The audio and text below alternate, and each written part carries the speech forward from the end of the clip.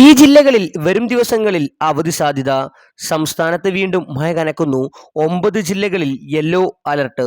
ഇതോടൊപ്പം സ്കൂൾ സമയമാറ്റവുമായി ബന്ധപ്പെട്ട വിദ്യാഭ്യാസ മന്ത്രിയുടെ ഏറ്റവും പുതിയ അറിയിപ്പുമാണ് ഇന്നത്തെ വീഡിയോയിൽ നിങ്ങളുമായി പങ്കുവെക്കുന്നത്.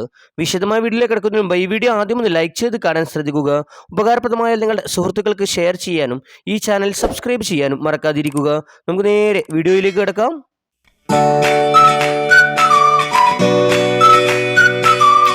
സംസ്ഥാനത്ത് ഹൈസ്കൂളുകളിലെ പ്രവൃത്തി സമയം അരമണിക്കൂർ കൂട്ടിയത് അടുത്ത ആഴ്ച മുതൽ നടപ്പിൽ വരും. ടൈം ടേബിൾ പുനഃക്രമീകരിക്കാൻ വിദ്യാഭ്യാസ വകുപ്പ് സർക്കുലർ പുറത്തിറക്കിയിട്ടുണ്ട്. വിദ്യാഭ്യാസ കലണ്ടർ അനുസരിച്ചുള്ള പ്രവർത്തനങ്ങളുമായി മുന്നോട്ടു പോകുമെന്നും മന്ത്രി വി ശിവൻകുട്ടി പത്രസമ്മേളനത്തിൽ അറിയിച്ചു. ഇതേസമയം സംസ്ഥാനത്ത് ഒരു ഇടവേളയ്ക്ക് ശേഷം വീണ്ടും മഴ കനക്കുന്നു.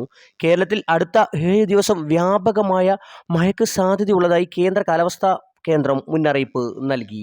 ജൂൺ 14 മുതൽ 16 വരെ ഒറ്റപ്പെട്ട അതിതീവ്ര മഴയ്ക്കും ജൂൺ 12 മുതൽ 16 വരെ ഒറ്റപ്പെട്ട അതിശക്തമായ മഴയ്ക്കും സാധ്യതയുണ്ട്.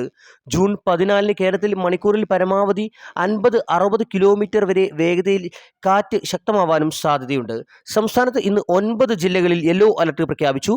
പത്തനംതിട്ട, ആലപ്പി, കോട്ടയം, എറണാകുളം, തൃശൂർ, മലപ്പുറം, കോഴിക്കോട്, കണ്ണൂർ, കാസർഗോഡ് ജില്ലകളിലാണ് യെല്ലോ അലർട്ട് പ്രഖ്യാപിച്ചിരിക്കുന്നത്.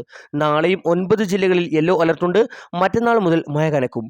ബുധനാഴ്ച പത്തനംതിട്ട, ആലപ്പുഴ, കോട്ടയം, എറണാകുളം, തൃശൂർ, മലപ്പുറം, കോഴിക്കോട്, കണ്ണൂർ, കാസർഗോഡ് ജില്ലകളിലാണ് യെല്ലോ അലർട്ട് പ്രഖ്യാപിച്ചിരിക്കുന്നത്.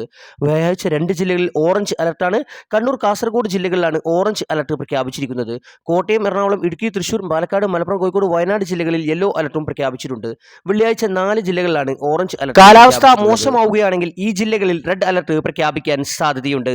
അങ്ങനെയെങ്കിൽ ജില്ലാ കളക്ടർമാർ അതാത് ജില്ലകളിലെ വിദ്യാഭ്യാസ സ്ഥാപനങ്ങൾക്ക് അവധി പ്രഖ്യാപിക്കാനും സാധ്യതയുണ്ട്.